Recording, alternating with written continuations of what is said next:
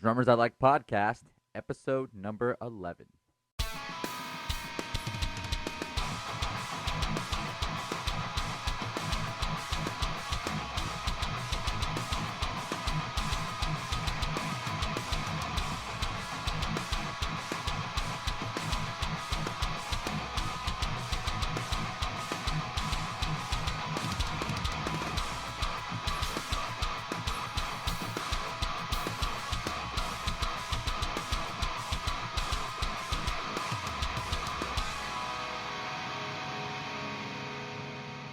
Hey, everybody. Welcome to the Drummers I Like podcast.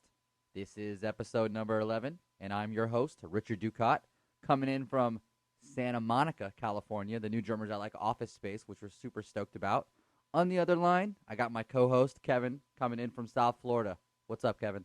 What's going on, everybody? Back again. Yeah, man, we kept up with the schedule this week, and I think we got to say a big thank you to Brandon, Tyler, and Zach for really staying on their toes for us. Oh, that's an understatement. I mean, Yeah, they've been putting in mad an work. amazing workload. Yeah, They've been just belting it out. It's been great. yeah. Go check out the social media for Drummers I Like right now. It's at Drummers I Like on Instagram, at Drummers I Like on Twitter, Facebook.com/@ Drummers I Like, to see the great work that our boys are doing, and give them a little pat on the back. They deserve it. Yeah, definitely, and also they've been putting in amazing work, helping us get these shows booked. So because of them too, we've got a great lineup of shows coming. So Yeah, definitely stay tuned. I'm looking at our list right now, and I'm just off the top of my head, just so everyone knows, I'm looking at 1, 2, 3, 4, 5, 6, 7, 8 shows locked in. That's like freaking crazy. It's awesome. I'm super excited about it. So yeah, and before I get into today's guest, I just want to make a big point, everybody. Please go to iTunes, go to your Stitcher app, go to the Play Store, and review the Drummers I Like podcast. And then go take a picture of that with your phone and post it online. And the sweetest reviews and the first 50 reviews are going to get Drummers I Like sticker packs. So you know how to get there. It's not hard. Just go to your recommended app and give us a little review and a rating. We'd love to hear your feedback. But with that being said, Kevin, you want to talk about this week's guest? Yeah, absolutely. We've got Jesse Shelley, who plays both for being as an ocean and also does drumming work for Sleepwave, and we were totally stoked to have him on, and it's a great show. So you definitely got to keep an ear out because he talks about some really cool stuff that drummers really want to hear, especially guys that are just kind of coming up, that are on the younger side, that are trying to break in, and maybe are going a little bit more the rock side. He definitely kind of comes from that side, that post-hardcore kind of indie side. So Yeah. there's a lot of guys out there that enjoy this stuff and love Jesse's playing, as do we. So it was great to chat with him. We Yeah, have him man. on. It's a Yeah. good show. Freaking super big power player. And just everybody, before we go into this, keep in mind, Jesse's only like 24 years old. So his story, being big as it is, it's really touching, and really take the notes because it's all there. So before I give away all the guts, let's just get this bad boy started. You ready to go, Kevin? Let's do it. Awesome. Here we go, guys.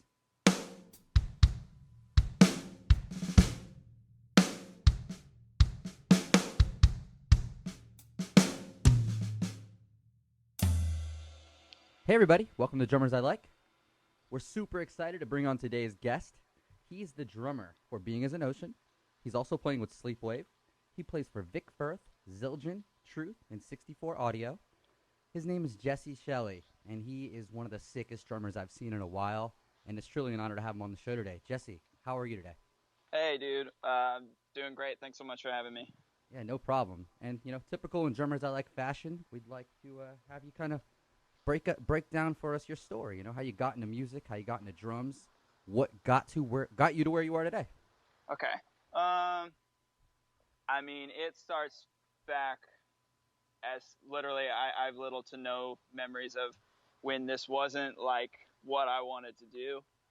I grew up in a musical family. My mother, she plays music, and so does my dad, and he's into like, old rock and roll, and there's always like music videos or music, or growing up in like church, I'd watch people play. So there was really never ever a time where it wasn't like what I wanted to do. And I was probably I think I was 7 years old.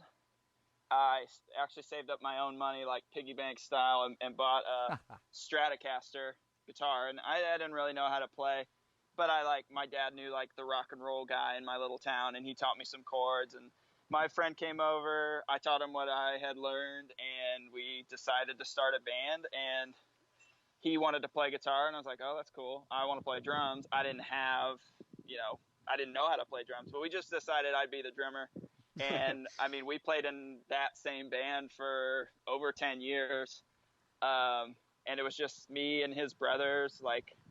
We did that forever. I started playing shows when I was around 9 years old. We just started playing, in our hometown. And then we started doing our own little tours where we'd load up in his brother's Blazer, and we'd go do it for the weekend. And we were all homeschooled, so we could push it a little bit, get back late on a Monday or leave on a Thursday or that kind of stuff.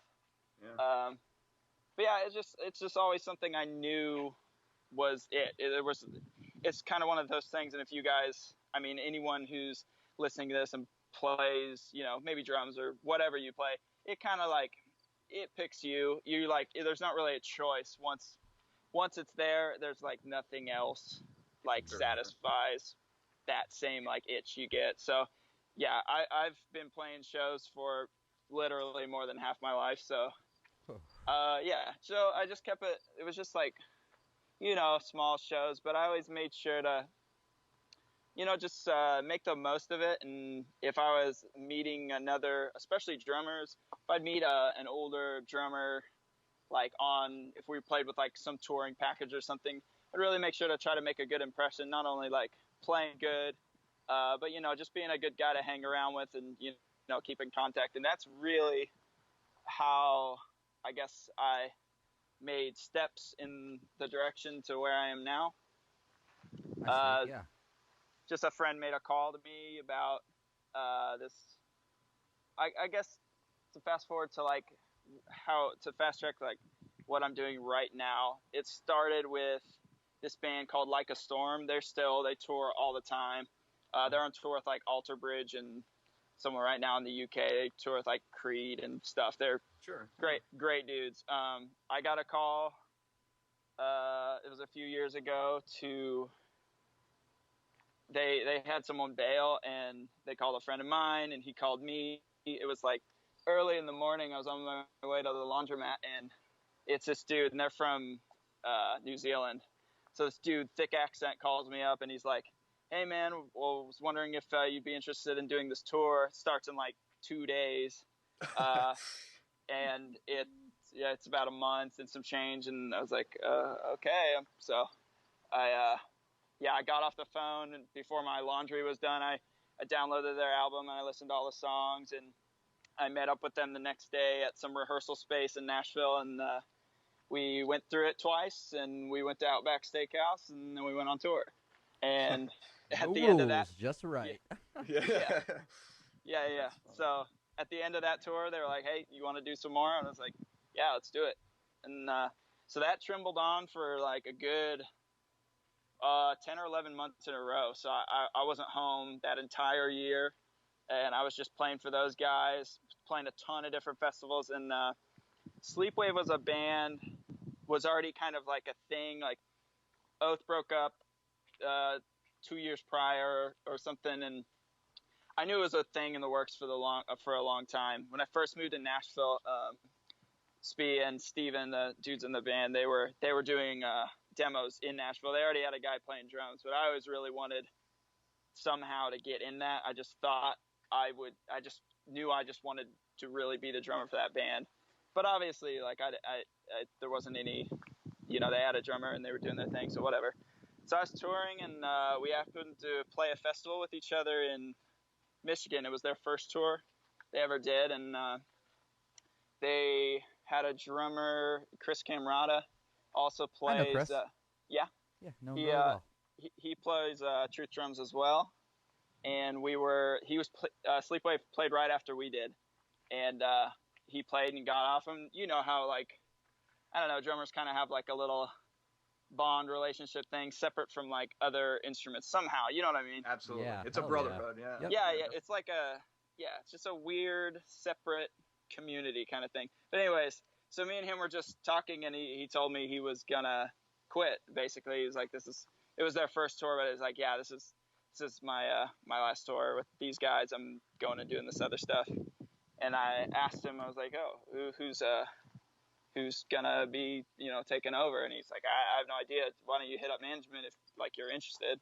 So I did, and I didn't really hear anything back. I was still just kept on tour. I was on tour for another 2 months and never heard anything back. And so I figured that was just a bust. I've tried out for bands before. I've gotten calls, and I don't know if it's just one of those things. Sometimes you'll get a call and they'll be like, hey, shoot a video or learn this song or come jam or something. And you either hear back or you don't, And, man, it's like getting a job.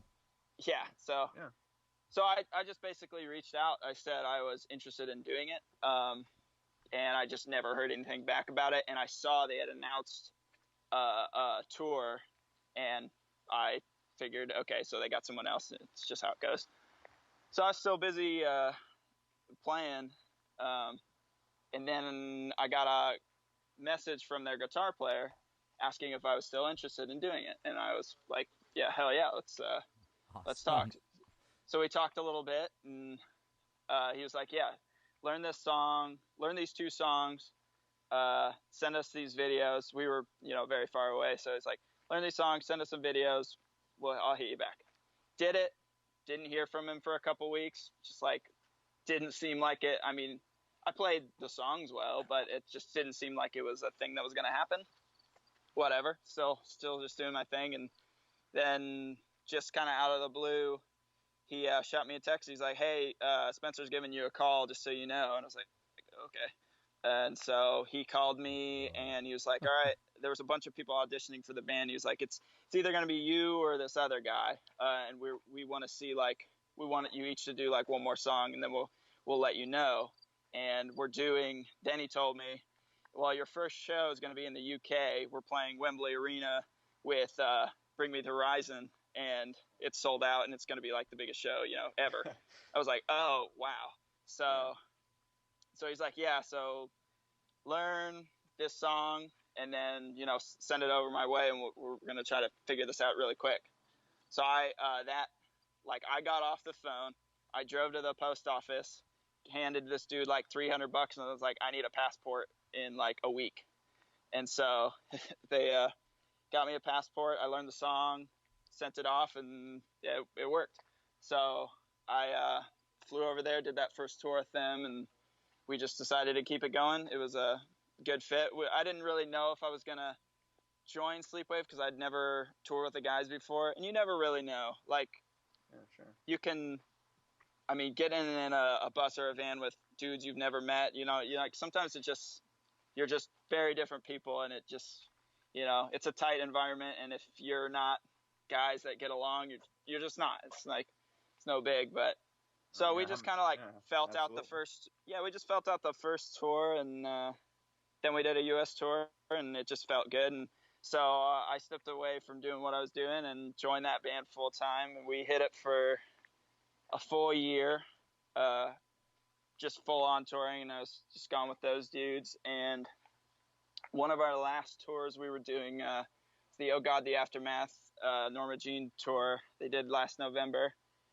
And I got a call from the old drummer for Being As an Ocean's one of my closest like drumming friends. Like they're the kind of dudes who like send like just talk about drums all the time. There's always some text going on, or we're sending each other like pictures of stuff or video links or this or that. But he gave me a call, and he kind of let me know what was going on, and he was talking about stepping away from the band, and I don't know, it was just kind of one of those things. He's like, I'll tell the dude. I basically told him I had 2 months free, and he had another tour left, and I was like, I'm down to do this tour if you don't want to do it. And they're guitar player called me during that tour, and we talked it out and decided I'd do a couple tours with them, and we just kind of felt it out. And I mean, that's basically been all of this year, is doing that. So as far as Sleepwave, we haven't been touring this year because we really did a whole bunch last year, and we've just been working on a new album, and Underoath did that tour this year. So I don't know, everyone's just been kind of busy. So I've just been, primarily this year, I've just been playing with Being as an Ocean. So yeah, so I bought a guitar, and now here I am. So here you are. You know, one thing I kind of want to touch on, going back, you know, into your younger years. Now, when you did pick up the drums, did you take any formal lessons? Did you do anything like that, or did you just kind of learn everything by ear and just listen to your favorite records? I mean, that's how it always starts. I guess I knew I liked rock and roll, so I'd go to shows when I was really young, and I just watch the drummer the whole time, and then try to kind of like recreate that when I'd get home. Sure. And I did the classic, like, people are always like, I was like, oh, I was 2 and I had pots and pans and I started playing. It's like, oh, sure. Yeah. We all did that, didn't we? Yeah. Really, my first kit was when I was talking about me and my friend, I gave him the guitar and we started the band. It's like, I didn't have a drum kit yet. But I knew what drums sounded like. And I mean, I was like 7 or 8. I was like a kid that could talk and walk and do stuff. So I got this like empty suitcase and this like plastic bowling pin, and that was my kick drum sound I used with my right hand. And then I had like a bunch of like silverware and stuff in this other suitcase, and I used like this like mallet type thing, and that was the snare. So we wrote our first song like that. That's awesome. But my dad and my mom were both drummers, and I knew there was this old Slingerland kit was packed away in like a friend's like attic or something. And one Saturday I finally convinced my dad to like take time off work and go dig it out for me. And so then that was my first like real drum kit, and I still have that, and I still have some of the same stuff I started with, and all the sentimental value. Yeah, absolutely. Yeah, absolutely. That's very cool. Yeah, man. Yeah. So now, what are you currently doing with Being as an Ocean? I know you said you're doing most of your stuff with them currently, because Sleepwave has been late. But are you guys currently touring or getting ready for a tour? Yeah. I mean, I just got back from Europe with them. It was just mostly a string of festivals and stuff. We did a headlining tour in Australia a little over a month ago as well. That was only a couple weeks. But yeah, I think the next thing on the books, we're doing a full U.S., a little bit of Canada with the Amity Affliction. Okay. So that's their CD release tour, and then after that, all of November, I'll be going and doing Europe with them, and then that's pretty much it for the year. And then December is all like recording stuff. I'll start working again on Sleepwave stuff. We've done a ton of stuff already, but we'll get back in pretty much the final block of like writing and getting things put together, and also recording for Being as an Ocean some more. I recorded for them their last song they put out. It's called Dissolve. I did the drums and music video for that single this year, and then we're just going to be working on the rest of the songs for that album that will be coming out next year. For sure. You know, one thing kind of in your playing that I noticed kind of just as I watch you play live is, it seems like anytime you go to do kind of a fill that involves the high tom first and going to the floor tom, it seems like you always lead with your left. I mean, I almost try, because I'm not as good as doing that, so I try to like make up for it. Well, it was neat because it caught my attention, and I said, I like how he's leading with his left hand, because it makes it look like it's even more effortless. You know what I mean? Because there's just not as much movement. You don't see that arm cross back down. Sure. And, you hear these fills, and you look and you go, well, it didn't look like there was enough stuff going on for all that sound to come out. Yeah. I've been working my left arm and left foot to death this last month. This is the first month break I've had since January. I don't get very much time off to ever practice, and I never get to the venue. It's just never really an ideal time to practice when you're on tour, unless you're like Travis Barker and get your own dressing room with your own practice kit and tech setting it up. It's like, I show up to the venue, like cram my stuff in the corner or on stage, and I don't get to touch it till we're playing. So I never get to practice drums. So I've been touring just nonstop for the last few years, and it's just I never get to practice. And so I moved into this new apartment. I borrowed this terrible electronic drum kit from a friend of mine, the dude I picked up from the airport today. Okay. But I've set it up, and I got it like as closely like distant from like my touring as possible, and I've just been like chopping my left hand as much as I possibly can to try to like strengthen it up, because I just don't really get to practice very much. Sure. So I've been trying to like really hit it hard every day before this Amity Affliction tour starts. Get yourself conditioned. But I definitely took notice to that in your playing, and just thought it was kind of a unique thing that was definitely worth talking about. It was pretty cool. Yeah. Yeah, Thanks, man, man. it's like a lot of fun to watch you play too. You know, you say you don't get to practice a lot, but you get a lot of energy out. It seems when you're playing. Yeah. Man. It's Well, very, I mean, very I play powerful. I play shows almost every day, so that's practice. Like shows, or you know, You're playing. Yeah. kind of try to recreate the same thing every night, and I do it every night, so it's like it's no problem. But like I'm really trying now to like stretch my brain out a little bit, and you know, I'm hoping on this next tour I feel even like more independent with my left side of my body. I've been just like I'm just very dominant right-handed, and Sure. so I'm really trying to like get the left hand up to par. But thank you for saying that. I mean, that makes me feel good about working on it. Hey No, man, definitely. it really truly, you know, before we bring, you know, any drummer that comes on too, man, it's typically because we really like their playing regardless. So, you know, it's just the energy is awesome. There's a lot of people that can play really good, and then there's people that can play really good and kind of imply that good showmanship, whether it be stick tricks or just really the emotion and passion, and it stands out. Sure. I really like it. That's definitely like exactly what I go for in a show is just a mix of like I try to make, I mean, I try to be like a good creative, like not so much, I mean, sometimes technical. I try to write parts that like are intriguing to people, but not like confusing or take away from like you're like I don't like to play parts that like make you stop tapping your foot to like look at me and go, oh, what the heck did I just play? I don't know. That's not really my thing, because Sure. some dudes are just, I mean, they're playing stuff I could never even dream of playing. But it's like it kind of takes me out of the moment. And so my style, if I want to say anything, is I try to make it as interesting as possible, but to use as little, I mean, I don't know, you try to say the most interesting thing with the least amount of words. Absolutely. So I feel good when someone says they really love this crazy thing I did, because I try to make it simple and cool, and something that you can really like pound out live, because that's what makes it almost fun to watch, is like the energy aspect of where I can play something like really, really swinging and going, like keeping everything really loud and pronounced, but at the same time trying to keep it interesting and, you know, intriguing to like, I don't know. It's just a mix of both.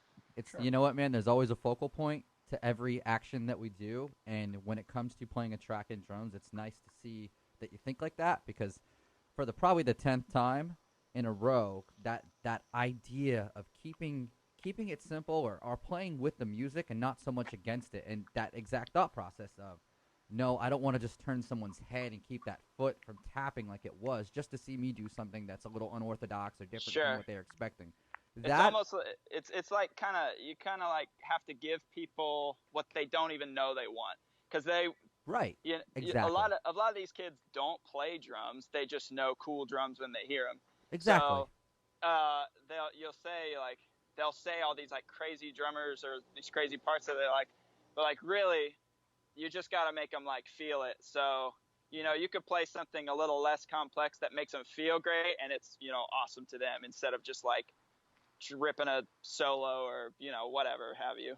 Absolutely. It's not self-serving, you know, because sometimes when we do that, it is self-serving, you know. There's been times where I've been guilty of, you know, you're writing a part and you're like, oh, I could do this really cool, fast thing right here. And then it's like, well, probably isn't quite right for this, though. and sometimes it hurts to like take something out of a song that you really, really like. Yeah. That's stuff that I've experienced lately with like the new Sleepwave stuff, is like we would do a song and then we'll kind of go back through. And my favorite part of the song gets taken out. It's just like, oh, well, okay. But you know, it's all takes about the wind song. out of your sails, kind of. You're like, oh absolutely. man.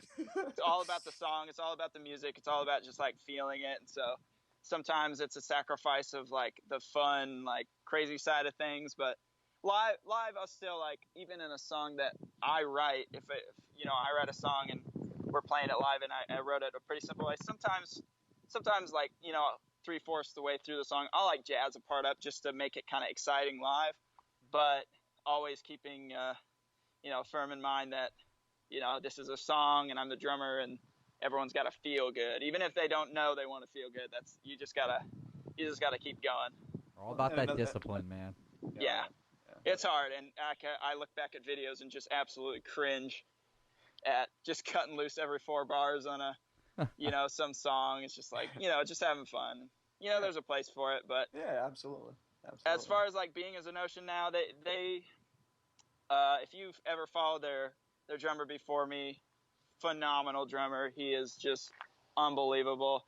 Little more on that crazy side than where I am, but I try to apply the really cool things that he did, and then I just try to apply it, you know, where I see appropriate. Keep the songs kind of like how they were recorded and how the kids know them, but I'll add a little bit of flair here and there because, you know, it gets people pumped, or, you know, you know what I mean? Absolutely. You know, kind of curious to jump on this now.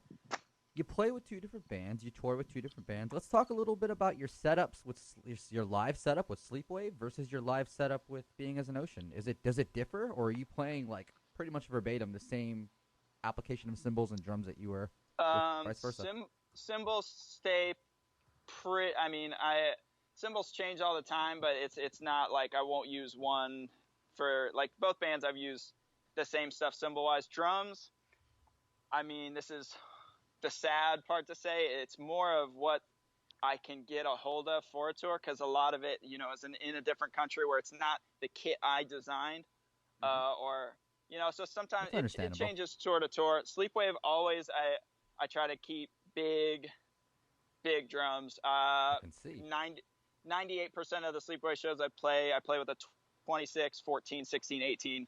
So it's just huge. 26? Yeah. Holy crap! Yeah. Oh, I saw a picture of a truth kit on your one of your Instagram shots, I think, and it looked like it was a massive bass drum. I was like, whoa, look at the Bonham kit.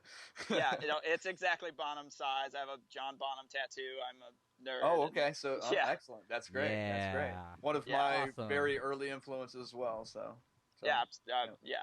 I think we all can appreciate that. Well, I think there's a handful of still younger guys that you know, maybe they didn't hear as much Led Zeppelin or didn't get exposed to as much of it. So you know, I mean, I'm 32, so I'm a little ahead of you, but still, you know what I mean? No, there's some close-minded guys out there. Yeah, well, those dudes that are like that will hate on those old rock and roll bands. The bands they looked up to those bands. So it's that's very true. we all come from the same Bonham tree. It's just that's right. You know, he started it. So anybody who's playing drums right now is like Adam taken from them. Yeah, exactly. But about the drums, I try to always play big drums for Sleepwave just because it's on their first record. There's lots of big like tom parts I like to incorporate, and there's just like nothing that feels better than hitting a 26-inch bass drum and then 2 giant floor toms all at the same time. That's like that is the funnest thing ever. So I try to keep the big drums for that feel, and it's more rock and roll. It's all single pedal stuff, so I don't need to be like dancing around on a double kick or anything. So I keep I love the 26 for that, but I keep it very shallow, so you know, front of house can get a good click out of it, and I use, you know, plastic beaters, so it's not exactly a John Bonham kick sound, but it has a lot of that like low end, you know, that you hear. Application. And then with Being as an Ocean, I've been using 22-inch kicks all year. They have a truth kit that was made kind of specifically small for traveling purposes, of like shoving drums inside each other, and we can ship it around if need be. But most of the time I've been using a 22-inch kick with them, a 24 if I can say anything about it. But I don't really want to use 26 with that band just because there's a couple parts where like, you know, it just sounds a little cleaner with the 24 or the 22. Yeah. But cymbals just kind of change by the week. Some weeks I'm like really into like Blink 182, so I'll just like order a bunch of A customs and put all those out, or then some weeks I'm like, I don't know, watching someone or feeling someone dry, and I'll bring out case. I don't know. I mean, and then it depends on what I've broken and what what I can use. So I literally change it up all the time. But yeah, cymbals just change all the time. Like I keep crashes. I'm always around a 19 or a 20 on both sides. Like that, I try to keep it. That's kind of like what I found works for me. And honestly, for a crash ride, I usually use a 21, which isn't as cool as using the 24. Or I have a 23. But yeah, I find myself using the 21 quite a bit because sometimes the other ones just get way too loud. And if you're running in-ears, you'll get some slapback from the vocal mics. Like, yeah, I'll hear my cymbals in the vocal mics, and then they just like crush my ears. So, Right. yeah, it changes. Sure, right. But yeah, I use Truth drums for both bands, both similar, bigger tom sizes. The kicks are a little different, and cymbals are whatever I'm feeling at the time. Well, that's all good stuff. It's all good gear stuff. I like all the big stuff. So that's pretty interesting. It seems like sometimes now things are getting smaller, and even I've been thinking it's like I've been using a 22 for a long time, but I've recently been thinking I wouldn't mind using a 20 just for the fact of sure. A lot of times you can get a lot of low end and punch out of a smaller drum, just depending on how you tweak it. But no, I won't lie.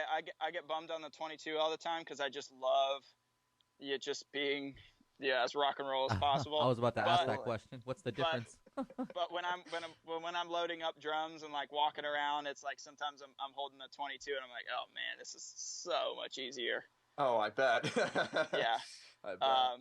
But if I can have the 26-inch, I want it. It just makes me feel cool. Yeah. And honestly, I like using stuff that not a lot of people use. So it's like people always have something to say when my drums are like twice as big as theirs, and I don't know. It's just fun for me. I like how they sound. I grew up playing big drums. Like I always had an 18-inch floor tom and at least a 24-inch kick. That first kit I was talking about is a 24. So I've always played big drums, and since I was so young and drums were always so large on me, it's like it's never felt weird to play gigantic stuff. Yeah. It's like having the big SUV too. You're driving around with a big freaking SUV, can run anybody over. But then drummers hate it when they borrow my backline. Like if we get in a pinch and someone's like, "Hey man, can I use your kit?" They just drown in the thing, and it's like watching. What is this? Yeah, like I'll see, especially the metal dudes. I'll see them just like swimming. Looks like they're wearing their dad's T-shirt when they're a kid or something. It's just like they'll get off stage and they're like, "Man, that sucked for me." I was like, "I'm sorry." It's not really. The big drums aren't really made for like metal and stuff like that. Yeah, sure, absolutely. Well, kind of just moving on a bit. I mean, that's all good gear related stuff, and I'm sure everybody will like hearing about that stuff, especially the big stuff. Sure. But we had mentioned kind of before we all got on here that we've been doing our fun game with we started with Jovan Dawkins last week, so. Jesse is on a phone, so we're going to make sure he gets the link, and he's come across the game before, so he's going to play and he's going to tell us the score. So make sure everybody keeps an eye for Jesse Shelley's perfect timekeeping score here. Am I only allowed to do it once, or do I get only once? Only once. Okay. Yeah. Like we said, it's got to be the honor system too. So we say, hey, well, only one. So I know even if I get a really good score, I know I want to try it again. But it's definitely you're like, no, I got to do it again. I got to see if I can get it better. Yeah. I remember when the only time I ever played it, I only clicked it out once. But then a friend of mine who's like a guitar player did it, and he did like pretty good. I was like, oh man, this isn't good. What does this mean? What does this mean? Yeah, it doesn't mean anything, but it's fun. Yeah, exactly. Absolutely. Taking it like 30 times now just to try to get a better score. Isn't it like to 1,000 or something? It is. Perfect would Okay. be like 1,000, yeah. Yeah, I can't remember what I got, but I'll try it again. I'll let you guys know. Yeah, We'll And put then those in the maybe- show notes too. If I do really bad, maybe I'll just say I couldn't get it working or something. I don't know. Stay tuned. Yeah. Awesome, man. So we will definitely get that information for you guys in the show notes. And now we got to move on to my favorite part of the show. And this is something new we did start last week with Jovan Dawkins, and it's called Rapid Singles. Okay. We're going to go through and a set of 6 questions that we feel kind of hit all the areas of a drummer's needs, wants, and, answer some cool questions and makes it a little fun for us. So Okay. if you're ready, let's get this thing going. All right, I'm nervous, but let's just do it. You can do it. Okay. So, what was holding you back from becoming a successful drummer? And by that, I mean, what was that fine line in transition where you knew that now you had the ability to take it to the next level, to be a touring drummer, a professional drummer, going from local drummer to touring drummer? What was the one thing that held me back? Yes, so something, a hurdle. that you had to get through before. Yeah, a hurdle, anything. Something you had to overcome before you can make it to that next level. Peers and people. People try to tell you can't do something or you shouldn't do something and try to give you these reasons of why it doesn't make sense or why you shouldn't do it or why, you should get a job or go to college or do this or do that. So definitely the biggest thing that people tried to hold me back or tell me, because I came from a very small town and people tried to tell me I couldn't do things. And it's the hardest thing about this whole entire thing wasn't practicing or learning or doing this. It was just keeping my head down and doing what I knew I had to do, aside from what people were telling me. Oh, That's a great answer. That is a great answer. Damn, so true. Yes. So you know what? true. A lot of us deal with that, man. Me too, man. I went to college for graphic design and web, and now I'm doing a drummer's podcast. So Sure. it shows you we always end up where our passions want us to be, especially if you're a purveyor of taking chances and actually going for what you really want. Yeah, it can really suck. And since I started this so young, I had to deal with it. Before I moved to a big city, I grew up in a very small town, very small school, and just like it's not a place where people break out and do a lot of stuff. Usually, you just kind of get the same job that your dad had. You pop out a couple babies, and you're here for until Sure. you die, and that's just kind of it. So people get kind of almost like offended when you want to go, you make it big, or however they want to Pursue your dreams. Yeah. Do what you want to do.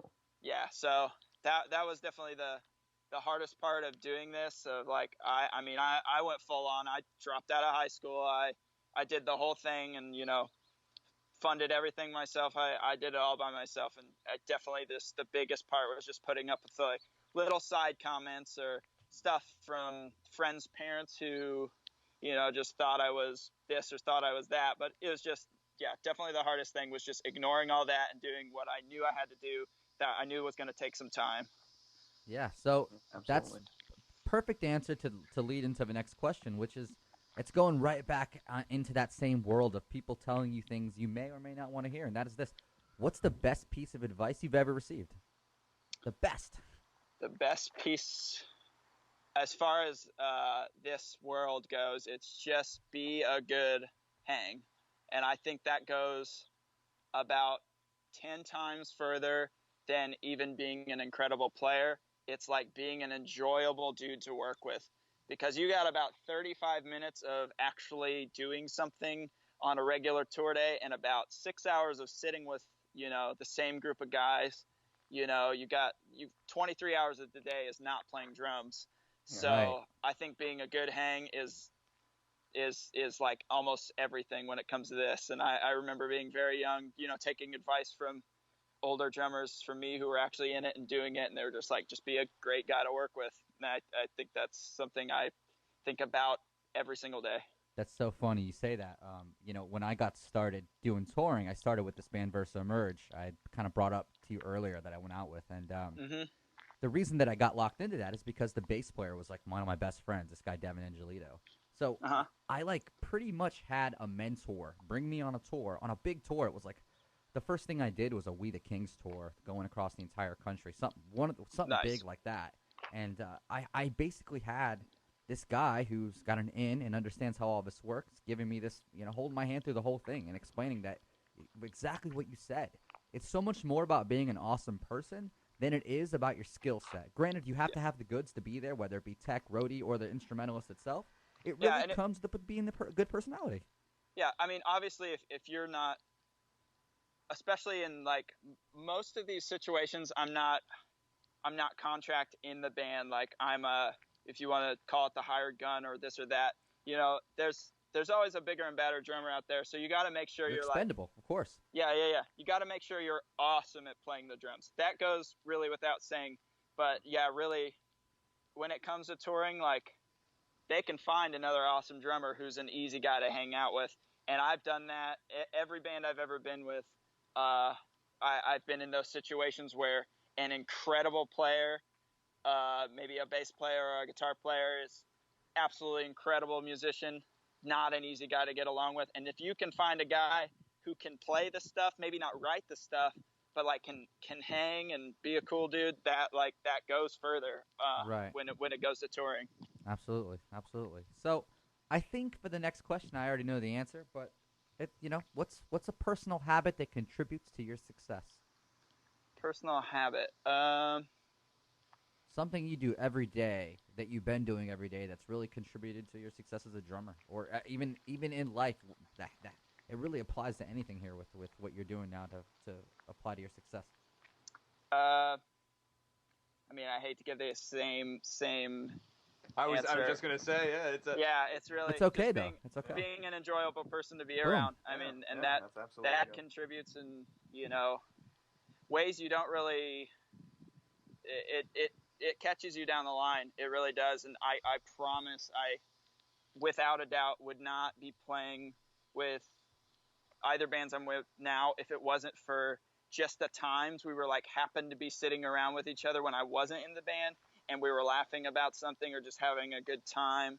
So with Being as an Ocean, that was a relationship I started forming years ago where they were recording an album and I was hanging out with their guitar player, who's the leader of the band, and just us watching YouTube videos together and joking and just having a great time. So it's I think just waking up and just not being a turd is the key to success in about anything you do.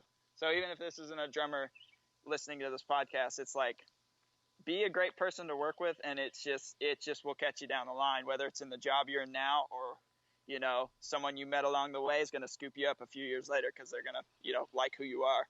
Absolutely. And you know what? I knew you were going to answer. I knew that was going to be the answer.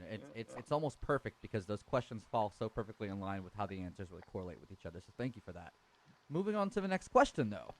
Share with us a resource or a tool that helps you survive as a drummer. That can be anything from a practice pattern you follow, a regimen, specific rudiments that you work on, something that you do, and we know it's hard for you to get a lot of practice in because of your schedule, but something you do to really help you survive as a drummer.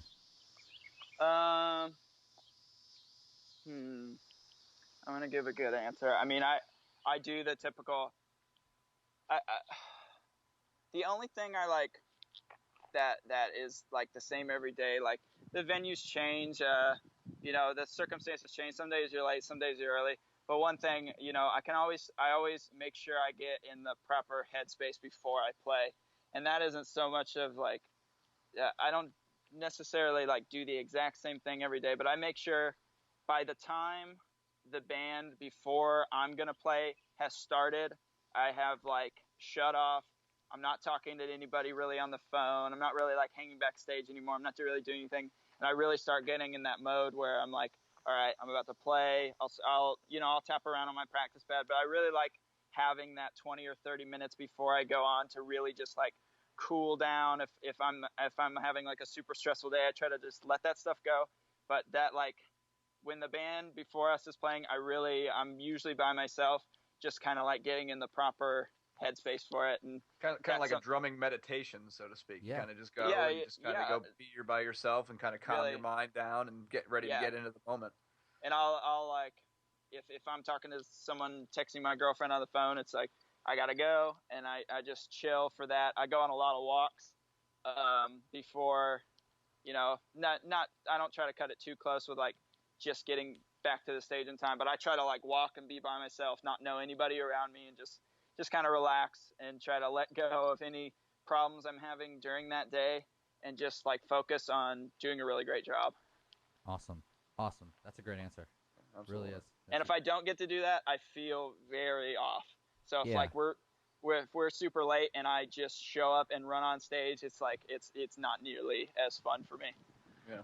Very You feel stressed. You feel yeah. I can dig that. Got to get in the zone. You do. Yeah. You got to find your space. So yeah, and some people do like crazy stuff. They like jump around and scream and do whatever they have you. I really just fuck? like I've seen some weird stuff.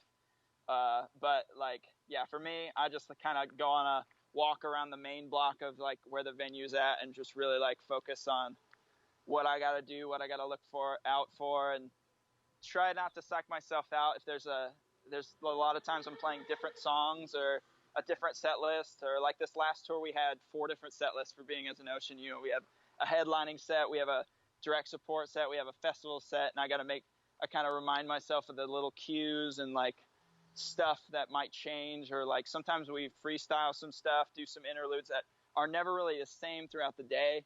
So I really try to get in the right space of what I'm supposed to be doing, so that nothing catches me off guard when I'm finally up there doing it. Sure. Awesome. That's great. Awesome. So, getting on to the next question. If you could recommend just one book or training video or resource for drummers, what would it be and why? Resource for drummers. So I'd kind of like to modify this, because we're still working on some of these questions. Sure, It's a bit of a work in progress, but even if you're just a reader, any book, something that's maybe shine a light on something. It could be any book, any book, or could be related to drumming. Could just be like a book you read 5 years ago that just stays in your mind, and why it applies kind of to you. Well, this is, I suppose, a little embarrassing, but an absolute truth. And I hope my poorest, dearest mother does not listen to this. I've never actually read a full book about anything, really. No, I'm not a reader. There's, as far as if it's just specific to drumming, I mean, I have this like book of rudiments that's just like the core of everything kind of you need to know. I've gone over that before, but like I don't know, I'm just not really a reader. I just have never. Even That's if it's okay. a video, like you know what I mean? Video, I'm not a reader either, man. I gotta be honest. My last book I really sat through was like Harry Potter in 5th grade. So you're not alone. Yeah. What's a video that really like changed it for me? It was I'm sure you guys are you would know what I'm talking about. Ilan Rubin Drum Off 2011, I want to say. The Drum Off 2011, that really like changed the game for me in a little bit of ways, as of like in recent years. I mean, that was 5 years ago, but that solo in particular like really like did something for me. Yeah. It's great. And great drummer. Yeah, he's incredible. I just had to pull the clip up to reference it, and it just brought back a serious college memory. Yeah. Okay. Yeah, sitting in my my dorm room space with my friends, getting creative, I would say, and watching awesome drum videos. This was definitely one of them that got played a lot. This one next to that frickin' Carlito Mendoza video that always pops up when I watch this. Yeah. The craziest drum off video of all time. Yeah, dude. That stuff's mean. Oh, that's cool, man. That's cool. We'll put a link for this in our show notes, guys. This is a great resource to check out. Yeah, that I mean, I'd always been a huge like John Bonham fan, but that really like re-sparked like that love for like some of his work, and Ilan does a lot of Bonham tricks in that one that really just like lit a fire under my butt. I was just like, oh my gosh, I just have to like get so much better now that I watch this video. Right. I remember watching right back into the woodshed. It's like, oh, yeah, gotta work here. I used to love watching when like I first got the internet, I found some drummer world site that had like probably 300 different drum solos on it, and I'd watch all of those, but I didn't get that same excitement I had when I was a kid than when I watched that Alon solo like 5 years ago. I remember when I was sitting down and watching it, and I was almost like embarrassed, like sitting there. I was just like, oh my gosh, I have to go get better right now. I know that was perfect, that was very inspiring for me. That to me is definitely, definitely fits that question. You know what I mean? That definitely works for that. So Yeah, because it definitely I don't woke know you up. And, I don't read really any books, so absolutely. I guess that's a harder question to answer. You know what though? You perfect, answered the question perfectly. Absolutely. And Cool. that brings us on to the final one. And this one's kind of a work in progress. Kevin, if you want to jump in and reword it after I'm done, please feel free to. But it goes a little bit like this. Imagine you woke up tomorrow in a world exactly like ours. You still have all the same knowledge and all the same talent that you have as a drummer, but you know absolutely nobody. All your room and board is covered, as well as your food. So you're covered, you have somewhere to sleep, you have food in your belly every day. But all you have is $500, a smartphone, and a drum set that you're able to travel with. What would you do first? Okay, so let me just get this straight. This is a lot of moving pieces. So That's I right. wake up, I'm able to go somewhere. I have $500, but I don't know anybody. That's right. It's a totally hypothetical Very scenario. hypothetical. But the idea here is you're as talented as you are. You want to be a drummer. You want to tour. You want to do everything you're doing now. But now you've woken up in a world where you don't know anybody. You got a little bit. You got a little money to get around. You've got a smartphone to do your networking, and you've got the drum set so you can play the drums and have the talent. Now, the way we get the drum set around, we haven't really figured that out yet. So that's why we're just saying that you have access. It's just possible. You just have possible transportation. But in this situation, what would you do to get back on your feet, get out there playing, get out there in bands, get yourself known? Damn, I guess if I did not know anybody, like I can't call anybody and be like, hey, I got $500. Like, I suppose the thing to do would be to buy a camera and a couple of microphones and start making videos. I think that's how a lot of people do it these days. And if I literally don't know anybody, I suppose I would, buy a camera, buy some mics, make some videos. If I, well, do I have the knowledge of like music I like, or I have to kind of discover things? No, you're you. Like, you know it all. Same dude. It's like all of a sudden something happened and you woke up in this world. And it's like, I don't know anybody here. Fuck, what do I do? Yeah, I just don't know. I don't know any of my bandmates or anybody. Exactly. As far as they don't exist. Yeah. I mean, I suppose I'd just do the same thing I did years ago. Just start meeting people, going to shows. Maybe I'd just use the $500 for like buying like Chick-fil-A for dudes and having meet and greets. Yeah. Networking. Well, I mean, and I really kind of like, like the first answer too. Just get gear together so that way you can video and put your name more out there, and people are going to come. I mean, that's a big thing. I definitely know that. Like, I mean, hindsight's always 20/20, but I'm confident if I would have cared more about kind of like that YouTube drummer movement that's kind of been a thing in the last self-promotion, kind of putting yourself out. I'm totally confident I could have done some more stuff, and it would have made it easier of what I've done. Like that was a big part of getting into Sleepwave. Like that was because we were so far apart. Like the tour I was on, I was in like Seattle, and they were in Florida, literally as far apart as it could be. And there's like, I'm on tour, there's no way I can come audition. It was a big deal to like film myself playing. So I think for any drummer that doesn't know anybody, I don't think there is any harm in like getting practiced up on that. And I think it does a lot.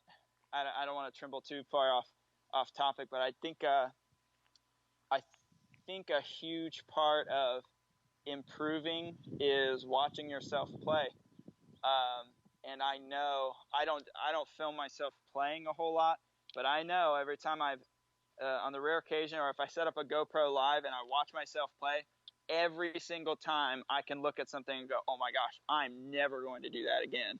Like there's even some like really cool videos.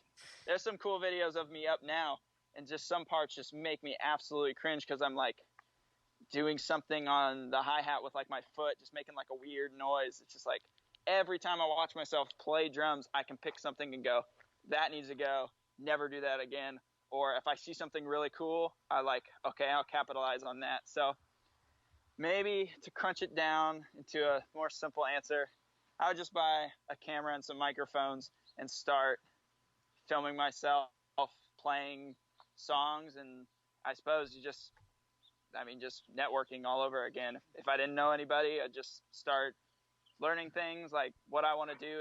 And that really goes a far way in this day and age, like having a video ready to go to send to someone. Because sometimes for gigs, they'll literally just ask you, like, can you send us a video of you playing some drums? Like that's a thing. So I suppose that'd be the first move I'd make, especially if I had $500. That'd be sick.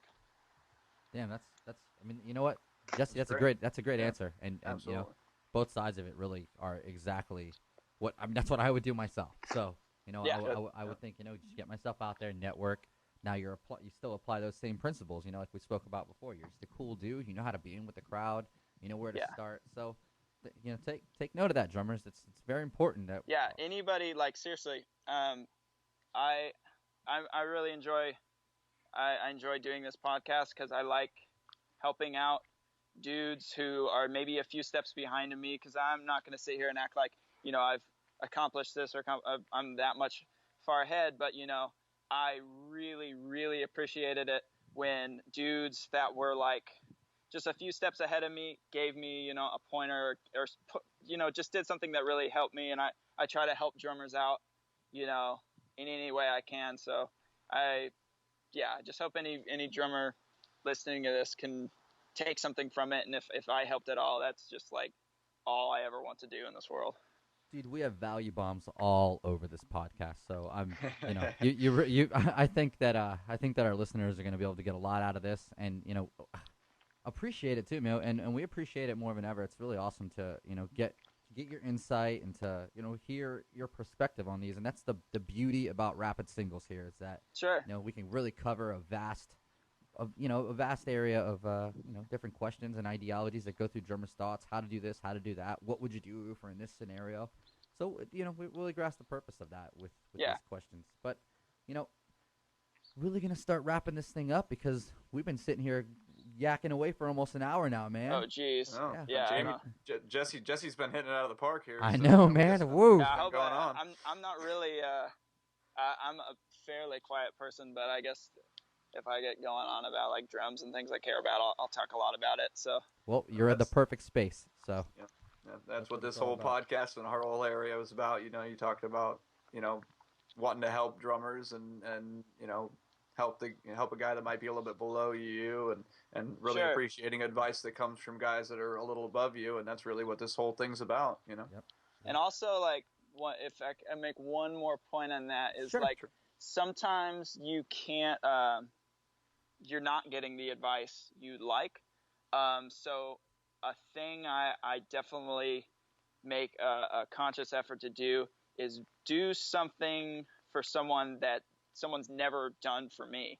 So like, just like the advice or the help I never got, I try to give that to someone. So maybe like their little journey on this like thing we're doing, like they can have a leg up on me. Cause there was lots of times where I wanted some help or some pointers and never got them. And I figured it out on my own, but if I'm able to, I like to give someone some advice or some help or, you know, anything I can do that no one ever gave to me. So it's like, yeah, if there's any drummers out there listening to that, I mean, take that for what it's worth. Maybe if you're able to struggle through it and, you know, climb to a certain level, look at those spots where it really would have been nice if someone would have helped you out, and try to do that for someone else. It really goes a long way. And I think and we're all in it together, and it comes back. Like there's like, karma isn't like a real enforced thing, but it kind of is. It comes back. Absolutely. I agree tenfold. I really do. Yeah. It's something I'm very cautious about that karma thing. Yeah. It's like Definitely. you don't want to believe it's real. I mean, you see it manifest itself in every fucking thing. Yeah, you see it. Yeah, I mean, it definitely it comes around in like in ways you never really thought you would need it. You just were being nice at the time, but yeah, it's seriously the littlest thing can just spawn a whole thing. If I could trace everything we've talked about, almost like seriously, I could almost trace it back to a single just like time where I was just like nice to someone, and then that led to this, and it all just like Comes full dominoes circle. into where you're at now. So it's just really important. The little stuff is really important, especially when you're getting started. Absolutely, absolutely. So I think with that being said, I think we're gonna wrap it up here, Cool, and man. I'd like to take a little time here to give you some space to give our listeners pretty much all your handles, how we can find you online, how we can find the groups you're playing with, and any shout outs you want to make to your sponsors, friends, family, mom, dad. Let them know. Okay. As far as like, I'm not huge into social media. I say Instagram is the thing I keep up with the most, perhaps, and it's just my name. It's just at Jesse Shelley, JESSESHELLEY. You can find me on Facebook too. I'm not as good at like replying to people, but I still post stuff, and so you can find me on Facebook or Instagram, or just follow the band Being as an Ocean or Sleepwave Music. Sleepwave is usually Sleepwave Music. After that, it's on everything, and We'll definitely link to it too. Yeah, it'll all be in the show notes. yeah. And if as I've got like the next 3 or 4 weeks, about 3 weeks before I leave for the next tour, and with this new practice space I've kind of built, I'm giving lessons on Skype. Oh, great. So Yeah, if there's a drummer on here where you want to maybe talk about some drums or do some drums, just get a hold of me through Facebook or Instagram, or through however you can get a hold of me, and we can do that. Like I'm totally open. I'm pretty open to do that. I'm doing a lesson tomorrow, and I'm just now getting started with that whole thing. I've never done the online lesson deal, but I do that now, so you can get at me for that. We got links for you guys. They'll be in the show notes. Yes, yeah. definitely. And as far as companies, Emily at Zildjian, she has been the biggest help I've ever had as far as accommodating my needs for tours and getting me things overnight and doing everything. So Emily, I love you. Thank you so much. Vic Firth, Vic Firth. Vic Firth is the best. They're just the best dudes, best sticks. It's just been a great time. Jeff, owner of Truth Custom Drums, he's been my dude since I was in high school. He's a man. Check out Truth Drums; they're all over the place. Some great designs, man. Yeah, hell yeah, yeah, and just an absolutely great dude. And I've been to the shop and I've seen how everything is done. And every little company has their thing that they do or this or that, but Jeff has always gotten it exactly how I want it, and he puts a lot of love into all the drums he makes for me. And 64 Audio, who I just ordered. I just teamed up with them like not even 3 days ago. So in about 2 weeks, I'll get my new in-ears, and I'm excited to play for 64 Audio. I think they're the best in the business. So nice.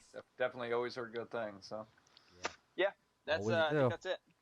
Awesome, man. Well, we can't thank you enough for coming on. It's been a great show. It went really well. We got a lot of great questions answered, and I think that we really painted a nice picture for drummers out there who are really trying to understand what it takes to be in this industry. And that's not from the super big, crazy successful level, but even starting from the hometown level where you're a younger drummer trying to figure out how to tread through. Making it into a job and like sustaining that. That's just, that's all we're doing. And yeah, I hope anyone got anything out of this. And it's been a blast. Thanks so much for having me, guys. Absolutely, man. Yeah, thanks for a great show. There's definitely a lot of good knowledge that drummers are going to take away from this episode. So we're just honored again to have you, and can't appreciate it enough, man. Yeah, man. I hope I catch either of you guys at one of the shows on this next Imadio Affliction tour. Yeah, are you going to? Are you have any Florida dates? Dude, I think we're hitting just about all 50 states. I mean, minus Oh, like great. Hawaii and stuff. But Okay. The yeah, Regent Theater in LA on the 17th of October. I will meet you there and we'll film a video, buddy. dude, let's do it. Either of you guys, if I'm ever in the area, no matter who I'm playing with, shoot me a text. You can guest list. We'll play drums. I always have extra guest slots, and you know, Rock. let's hang out. Let's be friends. Awesome, that's man. cool. We're That's down. we'd love to. Awesome, man. So we'll be talking to you soon, and thanks again. Enjoy this next couple weeks off. Oh yeah, dude. Thank you so much. Of course. Take Thanks, care, man. buddy. I see ya. Bye. Well, damn. What a show that was. What'd you think of that one, Kevin? Dude, amazing. Definitely exceeded any expectations I may have had by far. Jesse's a great guy. I love the lightning round questions. I mean, I loved them last week with Jovan, but again, great answers we got from Jesse. You know, it's important how much he stressed the importance of being a good hang and just a good dude and Yeah, being likable. absolutely. I've heard so many drummers. I mean, we've all heard even big legendary guys say if you can't get along with everybody, you're never going to get a job. So you got to be. It's another part of the puzzle. You have to be good at at playing drums. You have to have all the skill set and everything there. You have to have the gear. But if you don't have a personality that everybody can take to, you're going to have a tough time. Yeah, don't be a dick. Don't be a guy. Just don't be a dick. Yeah. Like, I mean, coming from at least our point of views, we spent a lot of time with industry guys, and that's he really nailed it. And you're right. The rapid singles were amazing this week because he was really able to, especially those first three questions, how we were able to really connect how they all work together and why all these little ingredients are a big part of the recipe here to be involved in this. I think this special area of music, at least from my point of view. Definitely. I think it's working out great, and I can't wait to continue to do it and just kind of hear some of the answers that we get back.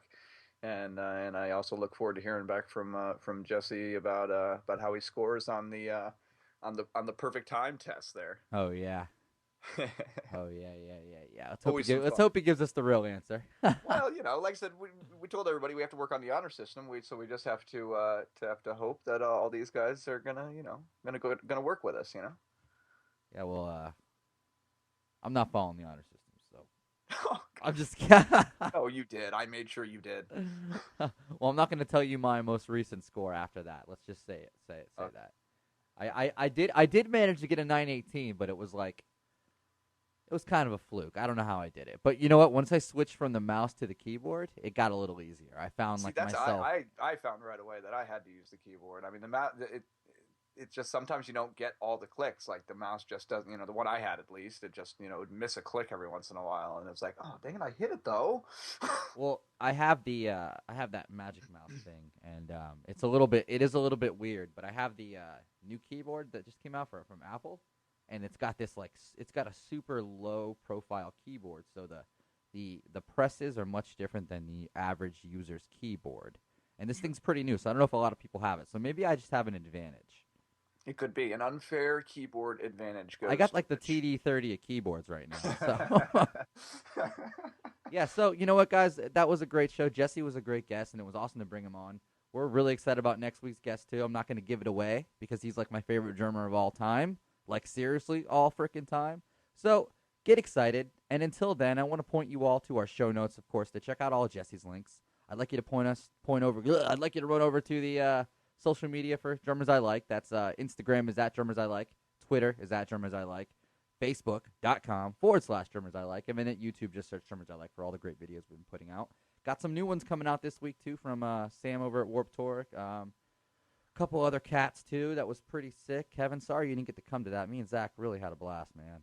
Not only is it sad that I didn't get a chance to come, but I haven't even seen these videos you're getting ready to post. I know we're freaking busy. That's it, man. I think we're just all been slammed. Actually, I'm gonna go ahead and say I dropped the ball on this one because Zach had uploaded the videos like 3 days ago, and I just got so much crap going on with my other job that takes me away from my favorite thing in the world, which is Drummers I Like.